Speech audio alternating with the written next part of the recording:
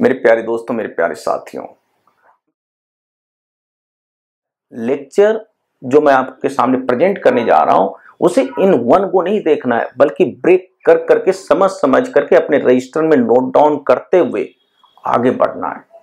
Problem यदि मैं solve करवा रहा हूं तो ये नहीं कि प्रॉब्लम आप देख लेंगे कि हाँ सर ने ऐसे करा दिया, नहीं, आप उस प्रॉब्लम को आगे सॉल्यूशन देखने के पहले खुद आप अपना माइंड अप्लाई कीजिए कि उसे कैसे क्रैक करेंगे, उसका अप्रोच क्या होगा। तो आगे बढ़ते हैं, अब देखते हैं लेक्चर आगे। मेरे प्यारे दोस्तों, मेरे प्यारे साथियों, हम लोग यहाँ पे बात करने जा रहे हैं सिंपल हार्मोनिक मोशन के बारे में, राइट, जो चैप्टर आपका है। अब यहाँ पे बात आती है कि सबसे पहले कि सिंपल हार्मोनिक मोशन होता क्या है, तो इसको समझने के लिए हम लोग यहाँ पे पीरियोडिक मोशन के बारे में पहले बात करेंगे, फिर इसके बाद ऑसिलेटिव मोशन के बारे में बात करेंगे, देन इसके बाद हम लोग सिंपल हार्मोनिक मोशन से रिलेटेड वर्कआउट करेंगे, राइट। और इसमें जो कॉन्सेप्ट इन्वॉल्व होने वो कंप्लीटली आपका मैकेनिक्स का पूरा कॉन्सेप्ट इन्वॉल्व होगा, साथ में कई सारे डिफरेंट चैप्टर्स हैं जिसके प्रॉब्लम को लेकर के यहाँ पे वर्कआउट करी जाती है सिंपल हार्मोनिक मोशन में। और आगे बढ़ने के पहले जैसा कि मैं कहता ही रहता हूं भाई कि जो है आपका चैनल आपने नहीं सब्सक्राइब किया तो जरूर से चैनल को सब्सक्राइब कीजिए और बेल आइकन को जरूर से दबा दीजिए, ताकि जो है जो भी नए वीडियो लेक्चर्स अपलोड हुए वो आपके पास पहुंच सके, उसकी नोटिस आपके पास जा सके और आप उसे देख सकें। अपने फ्रेंड्स को बताइए, अपने रिलेटिव में जितने भी लोग हैं जो कि JEE main, advance, net, class 10th 11th 12th वगैरह में है, उनमें जिस भी क्लास में है, जिस भी बात के लिए तैयारी कर रहे हैं, इनमें से वो हमारे वीडियो लेक्चर्स का यूज कर सकते हैं, ताकि हमारी मेहनत उन तक भी पहुंच सके और आप ही ऐसे माध्यम है जो कि पहुंचा सकते हैं, राइट। अब बढ़ते हैं कॉन्सेप्ट्स के टूवर्ड्स और कॉन्सेप्ट के ऊपर बात करते हैं। सबसे पहली बात आती है यहाँ पे पीरियोडिक मोशन के बारे में। पीरियोडिक मोशन जैसा कि नाम से क्लियर है, periodic, that means after certain time के बाद रिपीट होना। कोई भी ऐसा मोशन जो कि आफ्टर सर्टेन टाइम बाद रिपीट होता है उसको हम लोग यहाँ पे सिंपली पीरियोडिक मोशन कहते हैं। एक बात यहाँ पे ध्यान में रखनी है, जैसे सन के अराउंड अर्थ का मोशन, भाई वो एक पीरियोडिक मोशन है, बेस्ट एग्जांपल है।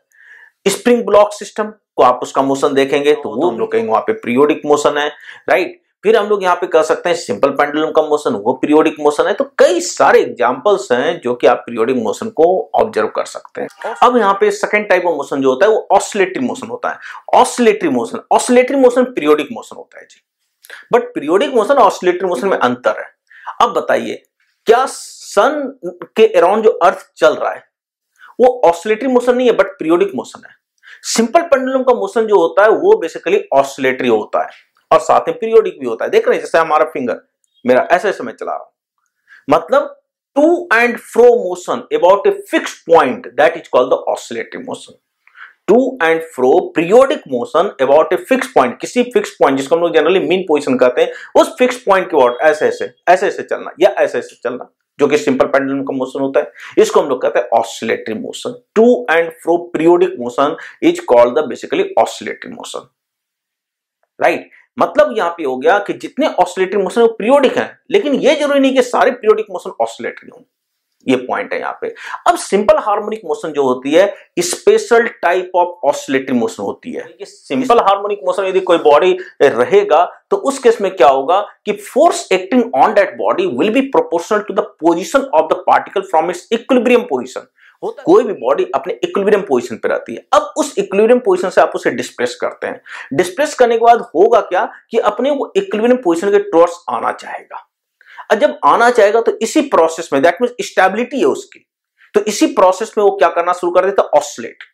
और यदि उसके ऊपर फोर्स, रिस्टोरिंग फोर्स जो कि रिस्टोर करना चाहता है, यदि proportional to the position of the particle हो जाए तो हम लोग कहेंगे कि पोजीशन ऑफ द पार्टिकल, जो पार्टिकल ऑसिलेट कर रही है उसके प्रोपोर्शनल टू द पोजीशन हो जाए तो हम लोग कहेंगे कि बेसिकली मोशन यहां पे सिंपल हार्मोनिक मोशन है। If the force acting on that particle is proportional to the position of the particle from its equilibrium position.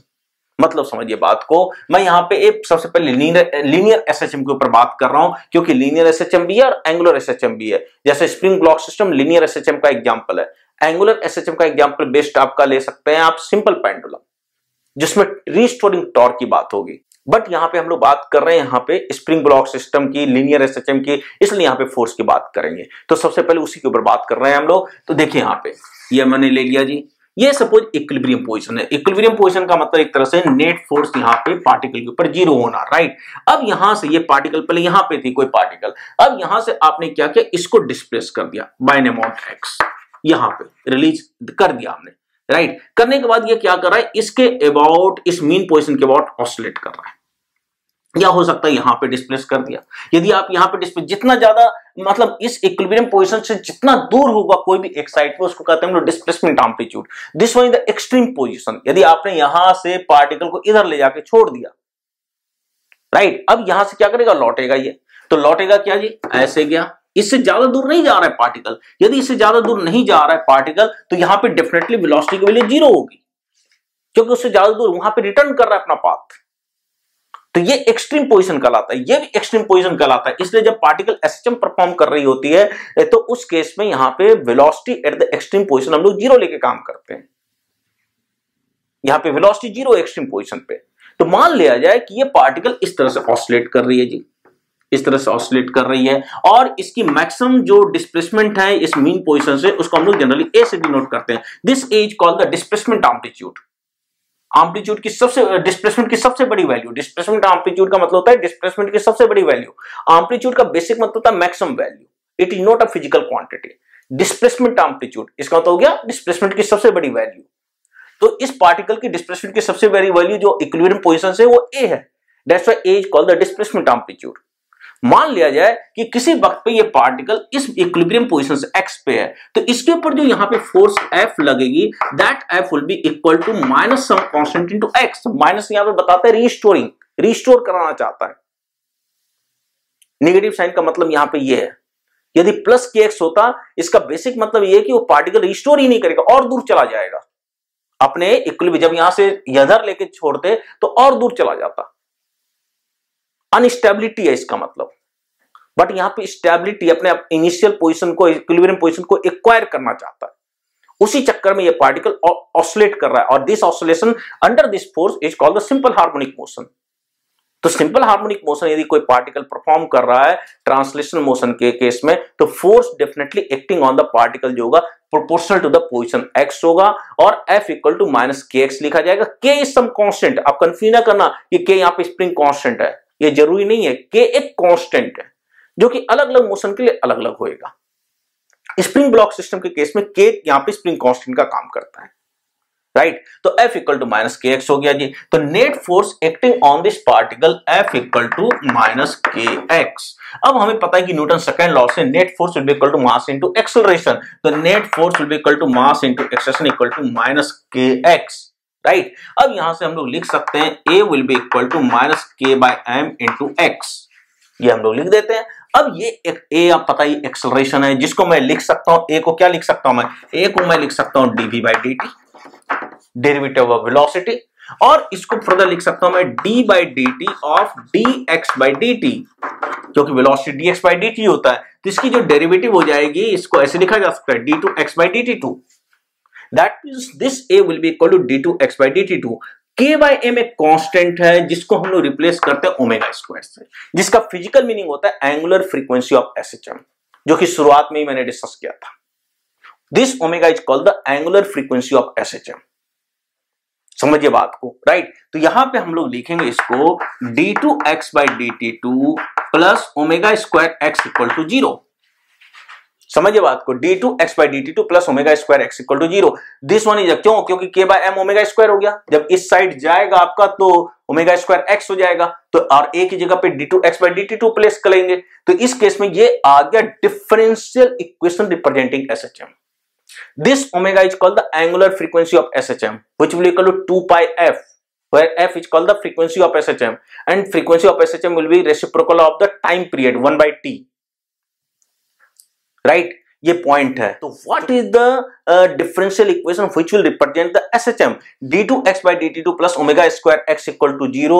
This one is the basically differential equation जो भी particle की position time के साथ change कर रही है, और ये इस डिफरेंशियल इक्वेशन को सेटिस्फाई करेगा तो डेफिनेटली वो पार्टिकल जो है यहाँ पे एसएचएम को रिप्रेजेंट करेगा। उस पार्टिकल की पोजीशन जो टाइम के साथ होगी वो डेफिनेटली एसएचएम को रिप्रेजेंट करेगा। और इसका सॉल्यूशन जो होता है x equal to a a sin omega t plus five होता है। x equal to a sin omega t plus five, यदि उससे आप यहाँ पे करेंगे डेरिवेटिव वगैरह लेकर के तो ये उसको बिल्कुल सेटिस्फाई कर देगा। x equal to a sin omega t plus five इसको जरूर से सेटिस्फाई करेगा, जो कि आप खुद कर सकते हैं, राइट। तो इसका ये हो गया यहाँ पे कि मेन बात जो हमारी बात हुई है वो समझिए बात को कि the differential equation which is representing the SHM is d to x. X is the position of the particle at any time t which is performing SHM plus omega square x equal to 0. This one is the differential equation which will represent the basically यहाँ पे SHM simple harmonic motion का। और इसका जो differential equation का जो solution होता है x equal to a sine omega t plus five होता है, या फिर x equal to a cos omega t plus five होता है। समझिए बात को, आप इसको बड़े आराम से इसमें जस्टिफाई कर सकते हैं। इसका फर्स्ट डेरिवेटिव लीजिए dx बाई dt, तो dx बाई dt लेंगे तो कितना आएगा, आप समझिए बात को, dx बाई dt कर देते हैं इसका, तो dx by dt is also known as velocity, तो dx by dt velocity dx by dt it will be equal to a बाहर रहेगा sine omega T plus five का differentiation cos omega T plus five, फिर omega T plus five को differentiate करेंगे तो बाहर omega आ जाएगा, तो it will be equal to A omega cos of omega T plus five, x equal to A sine omega T plus five को जब डिफरेंशिएट करेंगे तो यू विल गेट वेलोसिटी। अब दोबारा जब डिफरेंशिएट करेंगे तो you will get D two X by D T two, right, जिसको हम लोग कहते हैं एक्सेलरेशन। तो यहाँ पे एक्सेलरेशन जो इसका आ जाएगा dv by dt which is nothing but d2x by dt2 it will be equal to cos omega t plus 5 का differentiation minus sin omega t plus 5, फिर ओमेगा t प्लस 5 को डिफरेंशिएट करेंगे तो इट विल गिव ओमेगा, आना चाहिए सारी बातें, तो it will be equal to minus of a omega square sin of omega t plus 5। अब देखिए यहाँ पे यह रख दीजिए, ये यहां रखिए, x यहाँ पे ये रखिए, देखिएगा LHS 0 के इक्वल आ गया। तो इस तरीके से हम लोग जस्टिफाई कर देते हैं कि ये इसका सॉल्यूशन है, या तो ये ले सकते हैं या ये ले सकते हैं, दोनों एक ही बात है, क्योंकि sine function cos function basically physically एक ही बात है, बस फेज डिफरेंस उनके बीच पाई बाई 2 का होता है।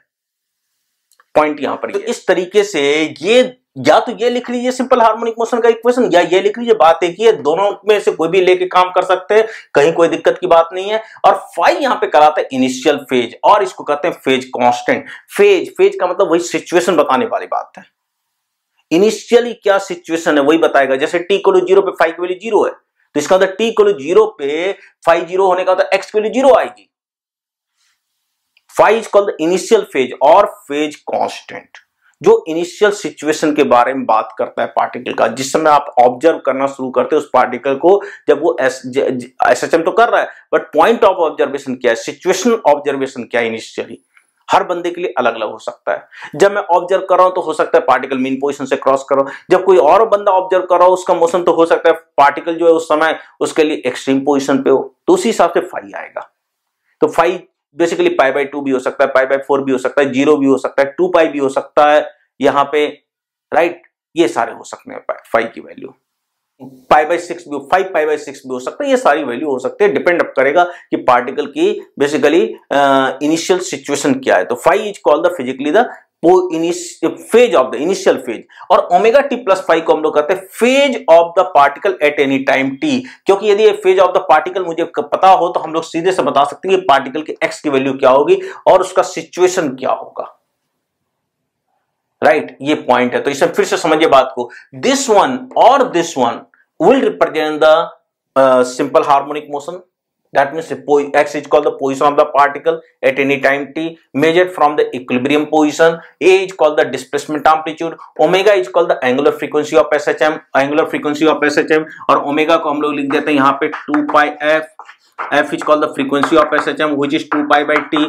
क्योंकि फ्रीक्वेंसी जो होती है रेसिप्रोकल ऑफ टाइम पीरियड होती है, तो 2 pi by t हो गया, राइट, ये पॉइंट है यहाँ पे। तो t is the time period of SHM, f is called the frequency of SHM, omega is called the angular frequency of SHM, phi is called the initial phase.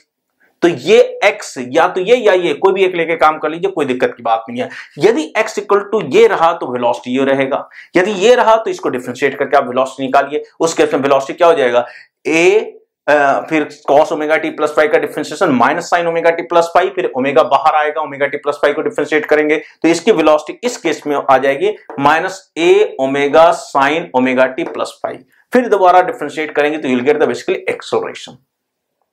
Right तो कोई भी एक लेके काम कर सकते हैं, कहीं कोई दिक्कत की बात नहीं है। अभी मैं इसी को लेके बात कर रहा हूं, a sine omega T plus five को लेके, कहीं कोई परेशानी नहीं है, दोनों में से कोई भी आप ले लीजिए।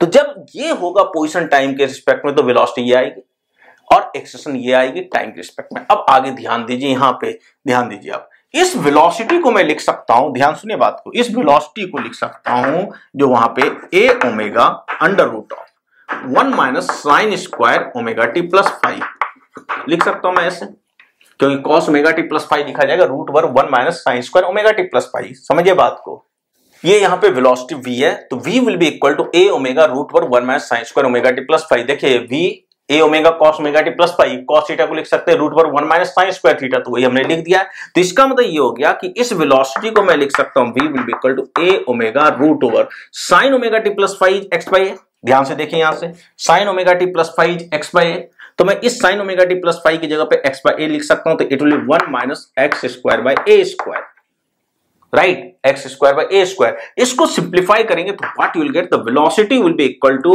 ए omega root over A square minus x square. समझिए बात को, इसको सिंप्लीफाई कीजिएगा तो velocity of the particle at any position X is given by omega root over A square minus x square. This showing the velocity at the position as a function of position x, और ये velocity of the particle performing SHM at any time t आ गया है, right. तो ये velocity आ गई position के term में, ये वेलोसिटी आ गई टाइम के टर्म में। ये वेलोसिटी टाइम के टर्म में तब आएगी जब X equal to A sine omega T plus five हो।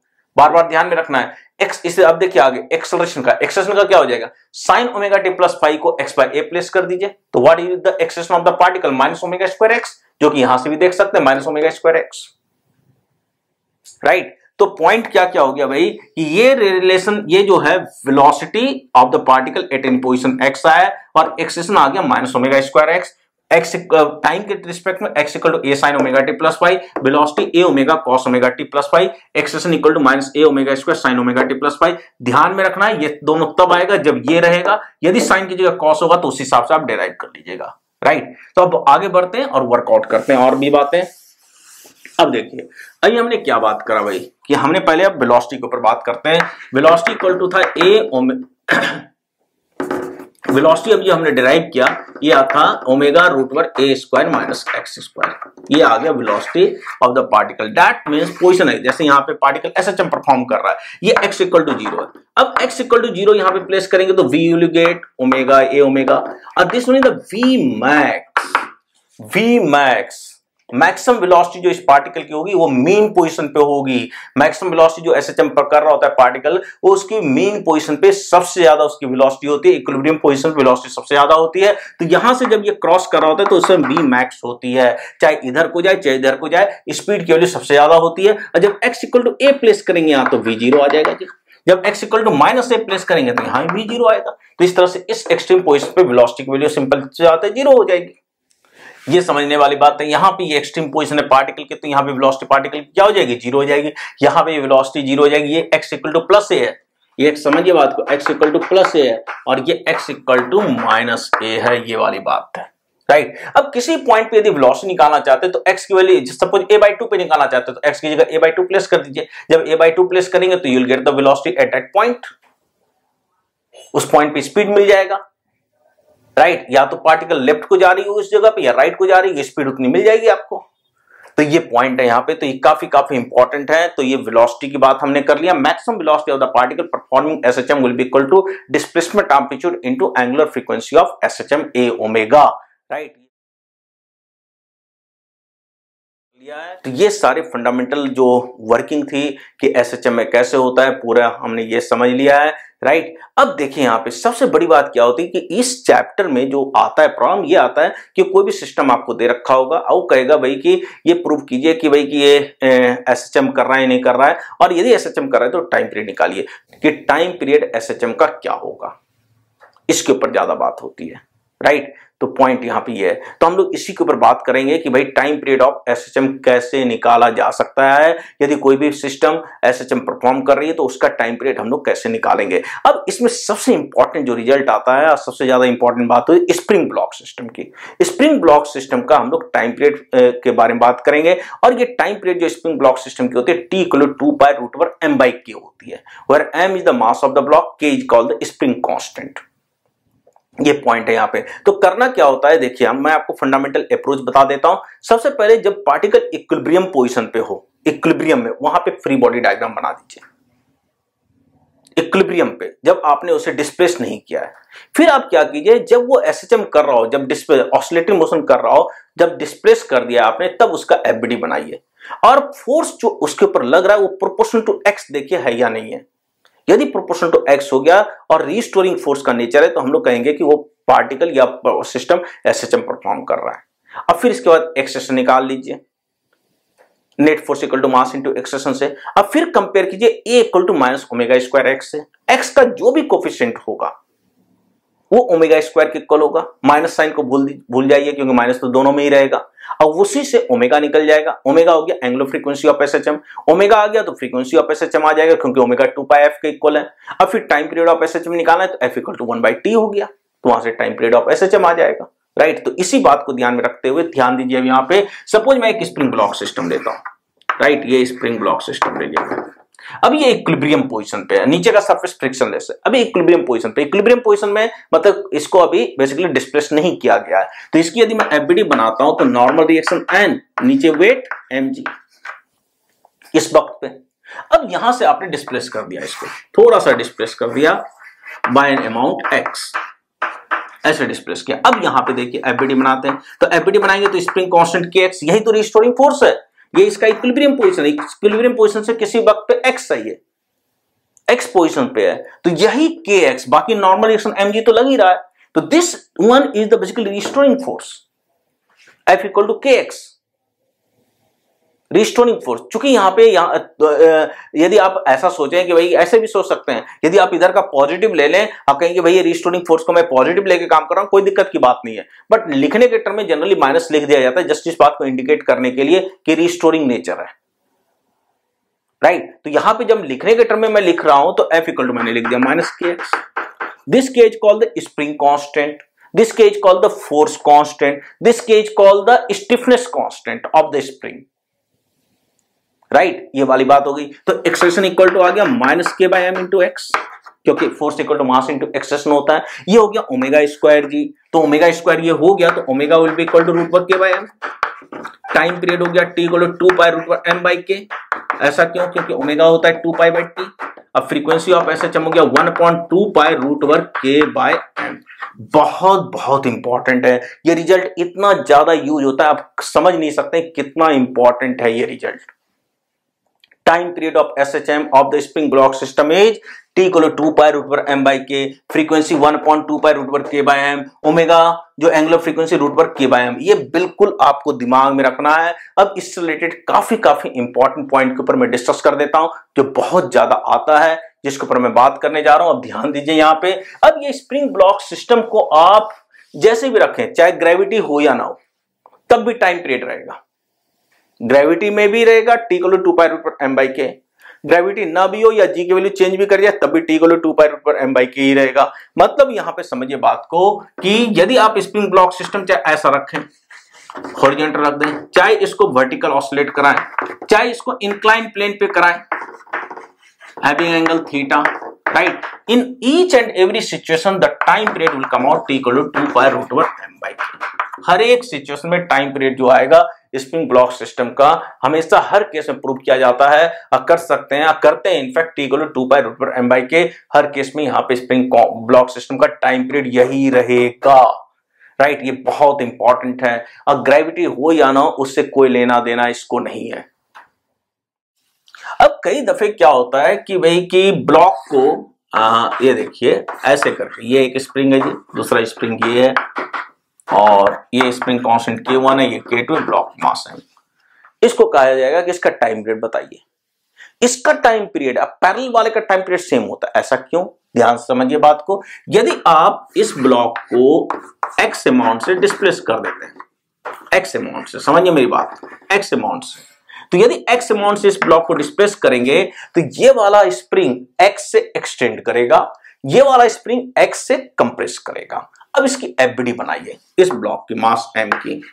जब एक ब्लॉक के ऊपर कई सारे स्प्रिंग लगे हुए हों तो आपको करना क्या है, पहले एक केवल सिंगल स्प्रिंग का वजह से सोचिए, फिर दूसरे स्प्रिंग का फोर्स लगाइए, फिर तीसरे का स्प्रिंग का फोर्स लगाइए, अलग अलग सोच करके, है ना। तो देखिए यहां पे केवल मैं इसके बारे में सोच रहा हूं, इसको भूल जाइए आप, इस वाले को बिल्कुल भूल जाइए, केवल K1। अब बताइए ये वाला स्प्रिंग एक्सटेंडेड है, जिधर स्प्रिंग एक्सटेंड होता है स्प्रिंग फोर्स उसके ठीक अपोजिट, तो ये कितना लगाएगा इसके ऊपर, समझिए बात को, K1x। अब इस वाले को भूल जाइए, यदि इसको भूल जाएंगे तो ये वाला स्प्रिंग कंप्रेस हुआ इधर को, तो स्प्रिंग फोर्स उसके ठीक अपोजिट, जिधर कंप्रेस होता है स्प्रिंग उसके ठीक अपोजिट होती है स्प्रिंग फोर्स, जिधर एक्सटेंड होता है स्प्रिंग उसके ठीक अपोजिट, तो K2x। अब बताइए बात तो वही पड़ी ना, F equal to K1x plus K2x, आगे माइनस साइन लगा देंगे for the restoring. Time period इसका कितना आएगा, T equal to 2 pi root over m by K1 plus K2। मेरे प्यारे दोस्तों, मेरे प्यारे साथियों, हम लोग यहाँ पे डिस्कशन जो जिस टॉपिक का करने जा रहे हैं वो सिंपल हार्मोनिक मोशन का है। अब तक हमने सिंपल हार्मोनिक मोशन के ऊपर जो डिस्कस करा है उसमें स्प्रिंग ब्लॉक सिस्टम के ऊपर डिस्कशन हो गया है, और बेसिक कॉन्सेप्ट जो आपका फंडामेंटल कॉन्सेप्ट जो आपका सिंपल हार्मोनिक मोशन से रिलेटेड, उसका काइनेमेटिक्स एंड डायनामिक्स, उसके ऊपर डिस्कशन हमारी हो चुकी है, राइट। बढ़ते हैं आगे और हम लोग अब डिस्कस करना शुरू करते हैं, स्टार्ट करते हैं बेसिकली सिंपल पेंडुलम के ऊपर, राइट। स्प्रिंग ब्लॉक सिस्टम जो है बेस्ट एग्जांपल है यहाँ पे लीनियर एसएचएम का, it is called the harmonic oscillator. अब जो बात करने जा रहे हैं वो सिंपल पेंडुलम है, और सिंपल पेंडुलम में इनफैक्ट हम लोग यहाँ पे एंगुलर एसएचएम या हम लोग कह सकते हैं कि भाई कि रोटेशनल एसएचएम का one of the best example लिया जा सकता है। तो ध्यान से समझने वाली बात क्या है यहाँ पे कि भाई कि जब रोटेशनल एसएचएम हो और जब लीनियर एसएचएम हो तो उस केस में अंतर क्या होता है। अंतर ये होता है कि जहां पे लीनियर एसएचएम के केस में फोर्स प्रोपोर्शनल टू एक्स है, फोर्स जो होता है प्रोपोर्शनल टू एक्स होता है, वहीं पे आपका रोटेशनल एसएचएम के केस में यहाँ पे टॉर्क प्रोपोर्शनल टू थीटा होएगा। समझने वाली बात, बहुत इंपॉर्टेंट पॉइंट यहाँ पर ये है कि सपोज मैं एक पेंडुलम ले लेता हूँ, ये पेंडुलम ले लिया जी, ये पेंडुलम आपका है, राइट, और सिंपल पेंडुलम है। सिंपल पेंडुलम का बेसिक मतलब ये यहाँ पर ये है कि इसकी जो थ्रेड होगी ना, ये वाली जो थ्रेड है वो मासलेस थ्रेड है, इसकी नेग्लिजिबल मास है, और यहाँ पे बेसिकली ये एक पॉइंट मास एक जगह पे एक छोटा सा पार्टिकल लटका दिया गया है। अब ये नहीं समझना कि क्या केवल सिंपल पेंडुलम ही यहाँ पे एंगुलर एसएचएम करता है, ऐसा नहीं है, कई सारे बॉडीज करते हैं। एक फिजिकल पेंडुलम भी होता है जो कि यहाँ पे हम लोग डिस्कस करेंगे। फिजिकल पेंडुलम के केस में क्या होगा, through out distribution of mass रहेगा। वहां पे यहाँ पे अंतर क्या है कि थ्रेड का मासलेस है, थ्रेड यहाँ पे मासलेस है। वहां पे ऐसा हो सकता है कि कोई रॉड ले लिया जी, जैसे देखिए यहाँ पे एक रॉड ले लिया,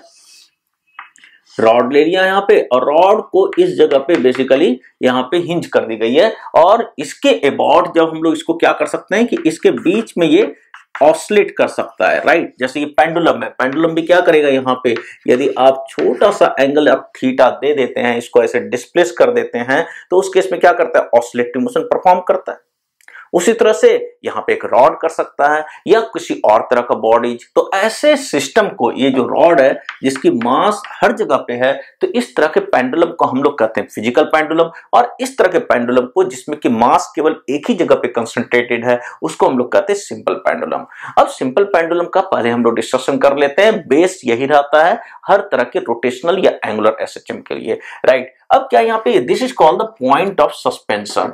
अब पॉइंट ऑफ सस्पेंशन ये जी लेंथ ऑफ द थ्रेड हम लोग जनरली एल लेके करते हैं, और यहाँ पे एक पार्टिकल मास है। अब इस जो आपको दिख रहा है ना, ये इसको आप थोड़ा सा डिस्प्लेस कर दीजिए, थोड़ा सा डिस्प्लेस कर दीजिए वर्टिकल के साथ, एंगल थीटा बना लिया इसने, और यहाँ पे आपने रिलीज कर दिया। तो रिलीज कर देंगे तो ये क्या करेगा, अपने पोजिशन को रिस्टोर करेगा, और अपने पोजीशन को रिस्टोर करेगा। तो इस पॉइंट के अबाउट देखा जाए तो टॉर्क जो होनी चाहिए प्रोपोर्शनल टू थीटा होना चाहिए। ये इसका एक्सिस ऑफ रोटेशन है, समझिए बात। ये पॉइंट ऑफ सस्पेंशन, ये जो पॉइंट ऑफ सस्पेंशन है, पॉइंट ऑफ सस्पेंशन से पास करता जो एक्सिस है, ये वाला, समझिए बात को, पॉइंट ऑफ सस्पेंशन से पास करता जो एक्सिस है, that will be the basically यहाँ पे हम लोग कहेंगे कि ये एक्सिस ऑफ रोटेशन रहेगा, राइट।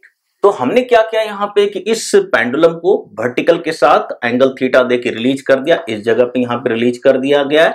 अब इस पॉइंट ऑफ सस्पेंशन के अबाउट, जो कि यहाँ पे इनफैक्ट फिक्स पॉइंट है, इसके अबाउट टॉर्क लेंगे। That torque definitely proportional to theta होना चाहिए। यदि ये टॉर्क प्रोपोर्शनल टू थीटा होएगा तभी जाके कहेंगे कि ये पेंडुलम एसएचएम करेगा, अदरवाइज ऑसिलेटरी मोशन हो सकती है। सिंपल पेंडुलम का टाइम पीरियड देखना होता है तो मैं बस आपको बता देता हूं कि क्या करना है। यहाँ पे आप एफबीडी बनाएंगे, तो जब एफबीडी बनाएंगे तो नीचे वेट mg और टेंशन T, यही तो होगा यहाँ पे, और इस पॉइंट के बाद टॉर्क लेंगे। जब इस पॉइंट के बाद टॉर्क लेंगे तो टेंशन T का टॉर्क 0 हो जाएगा। आपको पता ही है कि जिस पॉइंट पे टॉर्क लेते हैं, यदि फोर्स उसी पॉइंट से पास कर रहा होता है इसका लाइन ऑफ एक्शन, तो उस फोर्स का डेफिनेटली टॉर्क 0 होता है। तो टॉर्क T का, टेंशन T का 0 हो गया, केवल यहाँ पे mg का टॉर्क होगा, और mg का जो टॉर्क यहाँ पे होगा that will be equal to mgl sin theta. कैसे निकाल सकते हैं? बहुत आसान है। आप देखिए यहाँ पे हम लोग क्या करते हैं भाई कि इस mg को यहां लिख देता हूं, ये एंगल थीटा होगा, इसका कंपोनेंट ले लीजिए mg cos थीटा और इधर mg sin थीटा। अब ध्यान से देखिए, इस पॉइंट के बाद mg cos थीटा का टॉर्क 0, क्योंकि इसका लाइन ऑफ एक्शन इसी पॉइंट से पास कर रहा है। mg sin थीटा के ऊपर परपेंडिकुलर डिस्टेंस l डालिएगा, क्योंकि टॉर्क हमें पता है कि भाई कि r क्रॉस f तो होता है, बट जो फोर्स है, लाइन ऑफ एक्शन जो फोर्स का है, यदि उसके पर परपेंडिकुलर डिस्टेंस डाल दिया जाए तो r perpendicular into f that will be the torque. आपको पता ही है इस बात को लेकर के। तो mg sin थीटा के ऊपर इसका परपेंडिकुलर डिस्टेंस l है, that will torque will be equal to, simple सी बात है, mg sin theta into l। आगे साइन माइनस साइन लगा दिया रिस्टोरिंग के लिए, राइट। अभी ये एसएचएम नहीं कर रहा क्योंकि टॉर्क प्रोपोर्शनल टू थीटा नहीं है। टॉर्क प्रोपोर्शनल टू थीटा तब होगा जब साइन थीटा की वैल्यू थीटा के इक्वल हो, और साइन थीटा की वैल्यू थीटा के इक्वल तब होती है जब थीटा काफी कम होता है। और theta must be in radian, कभी भी डिग्री में लेके काम नहीं करना है, राइट। तो यहां पे इसका मतलब ये हो गया कि ये पेंडुलम एंगुलर एसएचएम तभी परफॉर्म करेगा जब थीटा बहुत ही कम हो।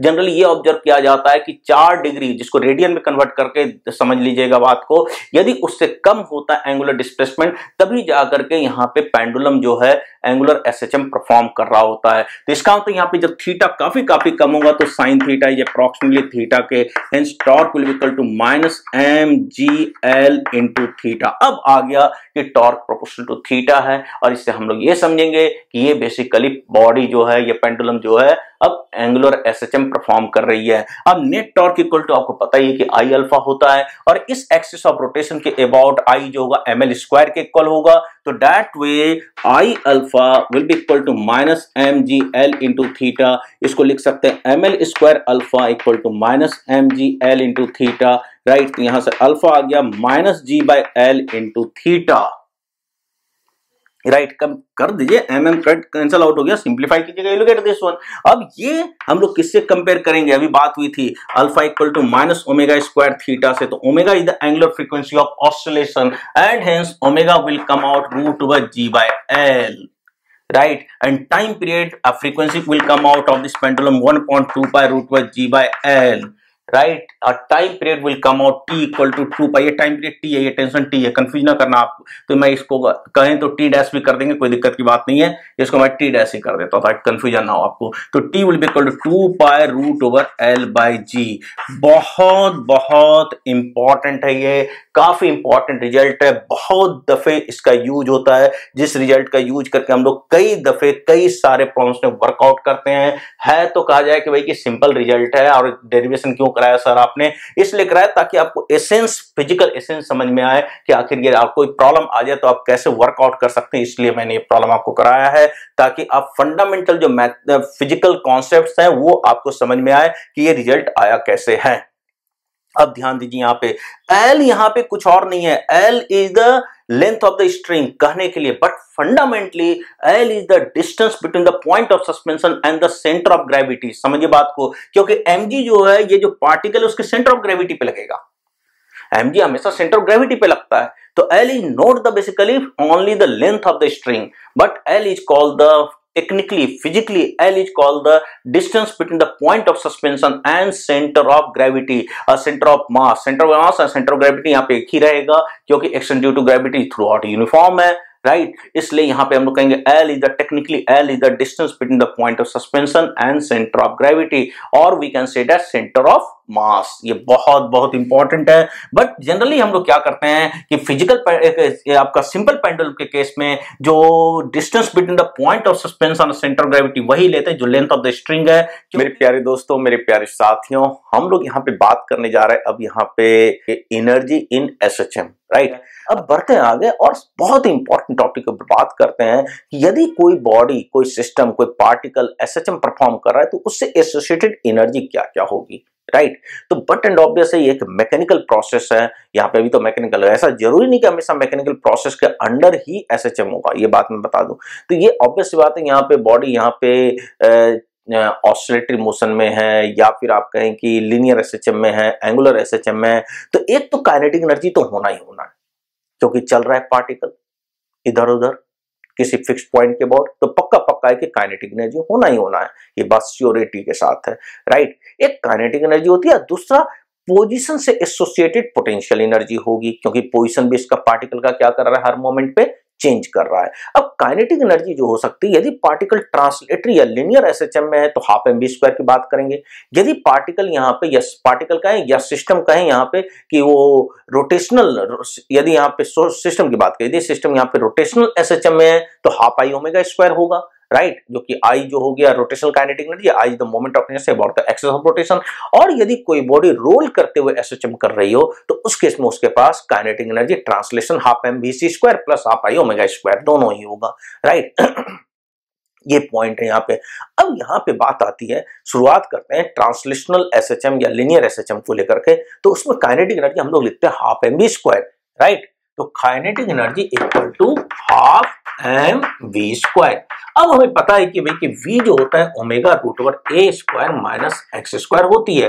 तो यहाँ पे मैं काइनेटिक एनर्जी को लिख सकता हूँ हाफ एम, इसको जो है इस वाली बात को यहाँ प्लेस कर दीजिए, ये जो v है वो यहाँ प्लेस कर दीजिए। तो जब प्लेस करेंगे तो omega square into a square minus x square आएगा नहीं आएगा बताइए यहाँ पे। तो now it will be equal to half m omega square a square minus half m omega square into x square, जो कि आपको दिख ही रहा है। अब ध्यान से देखिए यहाँ पे, ये ऐसी एनर्जी जो पोजिशन डिपेंडेंट है। जब भी पोजिशन डिपेंडेंट एनर्जी की बात करते हैं तो it is termed as the potential energy. तो यही है यहाँ पे पोटेंशियल एनर्जी, समझिए बात को। This one is basically potential energy, this one is the basically total energy, क्योंकि टोटल एनर्जी में से जब पोटेंशियल एनर्जी सब्ट्रैक्ट करेंगे तो यहाँ पे बेसिकली आएगा काइनेटिक एनर्जी। और क्या देख रहे हैं, ये ड्यूरिंग द एसएचएम यहाँ पे टोटल एनर्जी जो है बेसिकली कांस्टेंट है। ये बेसिकली यहाँ पे half m omega square a square के इक्वल है। Total energy will remain constant during the SHM, but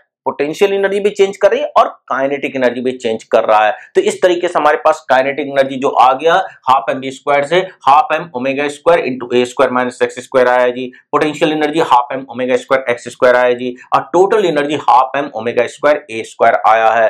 बहुत बहुत इंपॉर्टेंट पॉइंट है। क्या क्या है, total energy of A particle performing SHM definitely constant रहती है ड्यूरिंग द एसएचएम। ये बहुत इंपॉर्टेंट है। ए आपको पता ही है कि डिस्प्लेसमेंट एम्पलीट्यूड कहलाता है, ओमेगा कहलाता है यहाँ पे एंगुलर फ्रीक्वेंसी ऑफ एसएचएम, और एक्स हो गया यहाँ पे एक तरह से position of the particle from the main position, right. तो अब ये तीन बातें तो हमने कर ली है, तो उसको एक जगह पे लिख भी लेते हैं, राइट। तो हमारे पास जो आ गया, एक तो हमारे पास काइनेटिक एनर्जी आ गया, तो काइनेटिक एनर्जी आ गया half m omega square into a square minus x square. Potential energy आ गया आपका, जिसको मैं U से डिनोट करूंगा, इसको काइनेटिक एनर्जी को आप K से डिनोट कर दीजिए। पोटेंशियल एनर्जी U से डिनोट कर देते हैं, जो कि half m omega square x square है, राइट। और टोटल एनर्जी को मैं डिनोट कर देता हूं यहाँ पे, जो कि half m omega square a square है, राइट। तो ये वाली बात है यहाँ पे।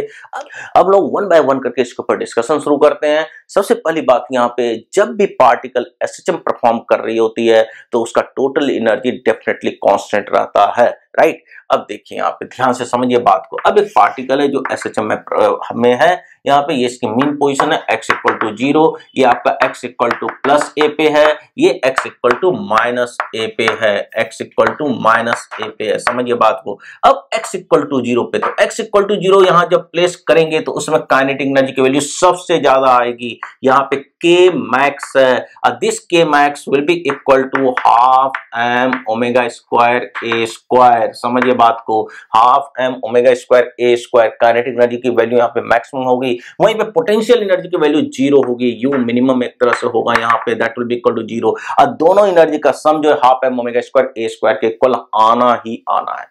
दैट मीन जब पार्टिकल मीन पोजीशन से क्रॉस कर रही होती है तो उसके पास केवल और केवल प्योर काइनेटिक एनर्जी होता है और उसकी मैक्सिमम वैल्यू होती है। अब यही काइनेटिक एनर्जी धीरे धीरे धीरे जाकर के कम होती चली जाती है और ये पोटेंशियल एनर्जी में कन्वर्ट करना शुरू कर देती है। और एक ऐसा पॉइंट जो एक्सट्रीम पोजीशन, एक ऐसा पॉइंट आता है जहां पे काइनेटिक एनर्जी की वैल्यू जीरो हो जाती है, क्योंकि एक्सट्रीम पोजीशन है, यहाँ पे speed of the particle zero हो जाएगा, तो यहाँ पे काइनेटिक एनर्जी की वैल्यू मिनिमम हो जाएगी, that will be equal to zero. अब पोटेंशियल एनर्जी मैक्स कर जाएगी, बट दोनों एनर्जी का sum definitely half m omega square a square ही रहेगा। तो काइनेटिक एनर्जी यहाँ पे मिनिमम होगी, that will be equal to zero. अब पोटेंशियल एनर्जी मैक्स होगा, that is the half m omega square a square, right. उसी तरह से x equal to minus a पे यही सिचुएशन बनेगा, यहाँ पे काइनेटिक एनर्जी की वैल्यू जीरो हो जाएगी, काइनेटिक एनर्जी मिनिमम होगा। अब पोटेंशियल एनर्जी की वैल्यू मैक्स होगी, half m omega square a square, right. तो ये पॉइंट है यहाँ पे। तो क्या हो रहा है यहाँ पे कि जब पार्टिकल एसएचएम परफॉर्म कर रही होती है तो काइनेटिक एनर्जी से पोटेंशियल एनर्जी काइनेटिक एनर्जी में जा रहा होता है, बट दोनों एनर्जी का सम जो रहेगा यहाँ पे कांस्टेंट के इक्वल होगा, राइट। अब एक बात आपके दिमाग में आएगी, क्या ऐसा कोई पॉइंट हो सकता है जहाँ पे दोनों एनर्जी की वैल्यू इक्वल हो सकती है? बट एंड ऑब्वियस हो सकती है, होगा। अब वो कहां पे होगा वो देखते हैं हम लोग। देखिए यहाँ पे काइनेटिक एनर्जी यहाँ पे मैक्स है, धीरे धीरे काइनेटिक एनर्जी कम होगी, ये कन्वर्ट करने के लिए शुरू करती है किसमें? पोटेंशियल एनर्जी में। एक ऐसा पॉइंट आ सकता है जहां पे टोटल एनर्जी दोनों में इक्वली डिस्ट्रीब्यूट हो जाए, या हम लोग कहें कि बेसिकली काइनेटिक एनर्जी और पोटेंशियल एनर्जी आपस में इक्वल हो जाए। तो जैसे कहें वैसे, जैसे सोचे वैसे कर सकते हैं, कोई दिक्कत की बात नहीं है। अब यहाँ पे ये देखना पड़ेगा कि कहां पे ऐसा होगा। तो K equal to U equal to total energy का हाफ, राइट। तो देख लेते हैं यहाँ पे U की वैल्यू, तो U है half m omega square x square, that will be equal to total energy का हाफ, इसका तो 1/2 into 1/2 m omega square a square, right. ये पॉइंट है यहाँ पे। तो half m omega square cancel out हो गया। सिंप्लीफाई कीजिएगा, you will get x equal to plus minus a by root 2। यहां से आपके पास आ जाएगा x equal to plus minus a by root 2। यही पॉइंट है जहां पे टोटल एनर्जी की वैल्यू इक्वली डिस्ट्रीब्यूट हो जाएगी, टोटल एनर्जी इक्वली डिस्ट्रीब्यूट हो जाएगा among the kinetic energy and potential energy. That means mean position से इधर a बाय रूट 2 पे, मीन पोजीशन से इधर माइनस a बाय रूट 2 पे, दो ऐसी जगह होगी जहां पे काइनेटिक एनर्जी पोटेंशियल एनर्जी आपस में इक्वल होगा। ये पॉइंट इंपॉर्टेंट है, इसको ध्यान में रखना है, राइट। अब हम लोग इससे रिलेटेड कुछ ग्राफ के ऊपर बात कर लेते हैं ताकि आपको बेटर वे में सारी बातें समझ में आए, और ग्राफिकल क्वेश्चन इसके ऊपर आते रहते हैं, राइट। तो बात करते हैं यहाँ पे ग्राफ के ऊपर। अब हम लोग सबसे पहले ये देखना चाहते हैं कि काइनेटिक एनर्जी x के साथ कैसे चेंज करेगा। तो काइनेटिक एनर्जी जो x के साथ चेंज करेगा, इट विल बी सिंपल सी बात है, पैराबोलिक होगी। यहाँ पे ग्राफ पैराबोलिक है, ये मत समझना कि ग्राफ यहाँ पे बेसिकली पैराबोला है तो पाथ पैराबोला होगा, बिल्कुल ऐसा नहीं होता है। तो ग्राफ यहाँ पे पैराबोलिक होगी, काइनेटिक एनर्जी वर्सेस x का ग्राफ यहाँ पे पैराबोला होगा, और x इक्वल टू जीरो पे काइनेटिक एनर्जी की वैल्यू मैक्सिमम होगी, राइट। तो ग्राफ यहाँ पे पैराबोलिक हो गया, समझिए बात को, ग्राफ यहाँ पे पैराबोलिक होगा। तो इस तरह से ग्राफ यहाँ पे पैराबोलिक बनेगा, और ये वाला जो पॉइंट है यहाँ पे काइनेटिक एनर्जी की वैल्यू जीरो होगी, और इस जगह पे काइनेटिक एनर्जी की वैल्यू मैक्सिमम होगी जो कि टोटल एनर्जी के इक्वल होगी, राइट। अब बात करते हैं यहाँ पे पोटेंशियल एनर्जी वर्सेस एक्स के ग्राफ को लेकर के। तो पोटेंशियल एनर्जी वर्सेस एक्स का यदि ग्राफ मैं बनाऊं यहाँ पे, पोटेंशियल एनर्जी वर्सेस एक्स का ग्राफ, तो ये भी पैराबोलिक ही होगा, और ये पोटेंशियल एनर्जी वर्सेस एक्स का ग्राफ आपका ऐसा जाएगा, राइट। ये भी ग्राफ यहाँ पे पैराबोलिक होगी, और ये वाला मैक्स पॉइंट है, मैक्सिमम पोटेंशियल एनर्जी की बात है कब? Plus A and minus a पे। अब यहाँ पे बात करते हैं यहाँ पे टोटल एनर्जी वर्सेस एक्स का, बट एंड ऑब्वियस है कि टोटल एनर्जी वर्सेस एक्स का ग्राफ, क्योंकि यहाँ पे स्ट्रेट लाइन बनेगा, कांस्टेंट है टोटल एनर्जी, तो टोटल एनर्जी वर्सेस एक्स का ग्राफ आपका ये बनेगा, टोटल एनर्जी वर्सेस एक्स का ग्राफ ये बनेगा, और ये हमेशा ही half m omega square a square रहेगा, राइट। तो टोटल एनर्जी वर्सेस एक्स का graph, this one the total energy versus x का graph, that will be equal to half m omega square a square. तो ये बहुत बहुत important point है, ये सारे ग्राफ है जो कि कई दफे पूछे जा सकते हैं। एक और ग्राफ आता है भाई कि kinetic energy versus potential energy का ग्राफ बना दीजिए फॉर SHM, तो it will B kinetic energy and potential. जब भी कोई ग्राफ पूछा जाता है, आपसे बताने के लिए बताया जाता है कि इसके बीच में ग्राफ बनाइए, तो आपको क्या करना है, सबसे पहले उसके बीच में रिलेशन को स्टैब्लिश कीजिए। जैसे मैं कहा कि भाई कि kinetic energy versus potential energy का ग्राफ बनाइए इन SHM, तो आपको सबसे पहले kinetic energy and potential energy के बीच में रिलेशन स्टैब्लिश करना है। अब kinetic energy and potential energy के बीच जो रिलेशन होता है that will be equal to in SHM, तो हम लोग कहेंगे कि kinetic energy K plus potential energy U will be equal to total energy TE, that will be constant. उसके बाद क्या करते हैं कि kinetic energy versus potential energy का ग्राफ बनाना है जी, तो काइनेटिक एनर्जी को y एक्सिस पे डाला गया, पोटेंशियल एनर्जी को x एक्सिस पे डाला गया, तो y plus x is a constant quantity, c is nothing but it is the total energy. इसका तो डेफिनेटली ये स्ट्रेट लाइन ही आएगा। अब y by c plus x by c equal to 1 हो जाएगा, तो बट एंड ऑब्वियस है कि आपका ऐसा ग्राफ बनेगा। और इसका कोऑर्डिनेट क्या होगा, ये कोऑर्डिनेट आपका हो गया 0, c और ये हो गया c, 0 और c की value half m omega square a square है। तो मैं यदि ग्राफ दे दूंगा तो इससे आप टोटल एनर्जी पता कर सकते हैं। यदि मैं ये ग्राफ दे दिया तो जो ये इंटरसेप्ट है यही बेसिकली यहाँ पे टोटल एनर्जी के इक्वल है, और यही मैक्सिमम पोटेंशियल एनर्जी है, यही मैक्सिमम काइनेटिक एनर्जी है, और ये इंटरसेप्ट दोनों इक्वल होगा। यहाँ पे मैं थोड़ा सा अलग अलग दिखा दूंगा, बट दोनों इंटरसेप्ट आपस में इक्वल होंगे, राइट। तो इस तरीके से यहाँ पे ये ग्राफ के ऊपर बात करा हमने कि भाई कि potential energy, kinetic energy, total energy वगैरह एक्स के साथ कैसे चेंज करेगा।